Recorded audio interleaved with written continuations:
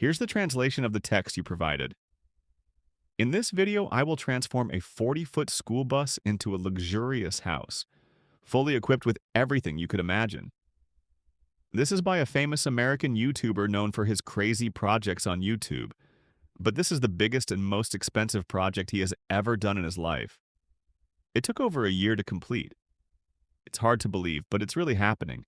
He's been frustrated with the high and exaggerated rental prices, and the idea that every month he has to pay a lot of money has been very irritating to him.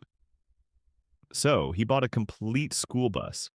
The bus is huge, it's really massive, but that's what will make it the perfect house, especially since it's fully operational with no issues. I should tell you that it can reach a speed of 70 miles per hour. When the bus first arrived at the house, there was a lot of work to be done. The first thing was removing 28 seats from the bus, as it was really crowded with seats. They started removing all of them with his fiancée. While the seats were being taken out, let me explain how crazy this project is.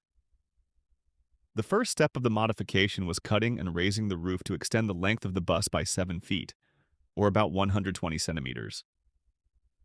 This part is one of the most important and beautiful modifications because it will allow us to design the house with 2 floors instead of just one, as we'll see later.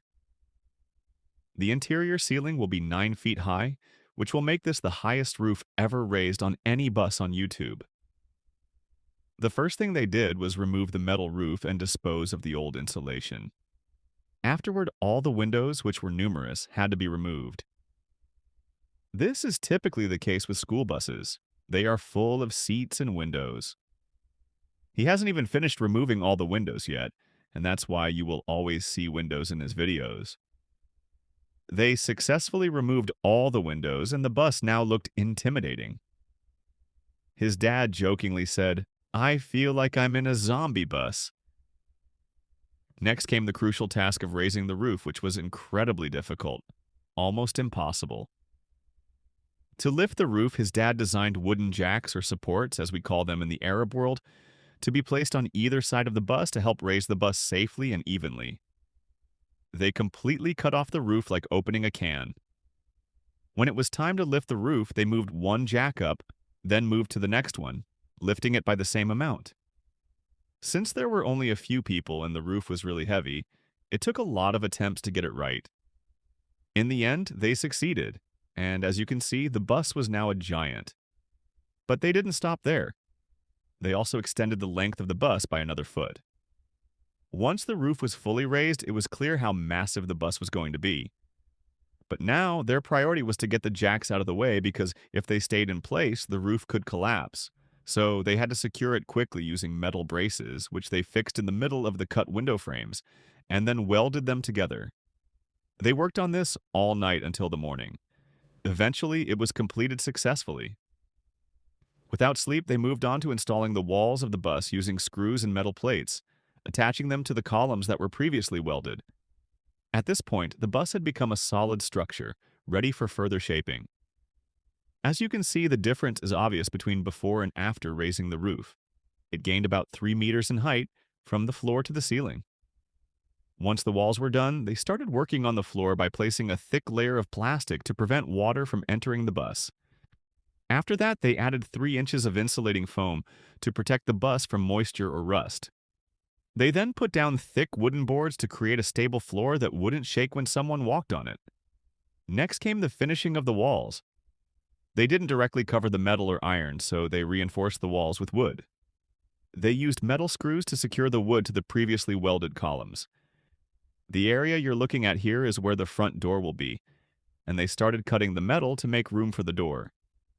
His dad lifted the wooden door and used a saw to cut through the metal frame.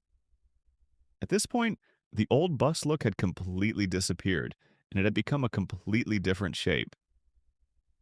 The interior layout would be truly amazing. There would be a bedroom, an office, a full bathroom, and even a second bedroom on the upper floor. The part they were currently working on was the second bedroom, which was essentially a small loft. This loft was also designed to completely separate the driver's room, turning it into a private space away from the rest of the bus. Afterward, they worked on setting up a flat ceiling. Unlike most bus conversions, which usually have a curved roof, the curved roof looks nice. turning it into a private space away from the rest of the bus.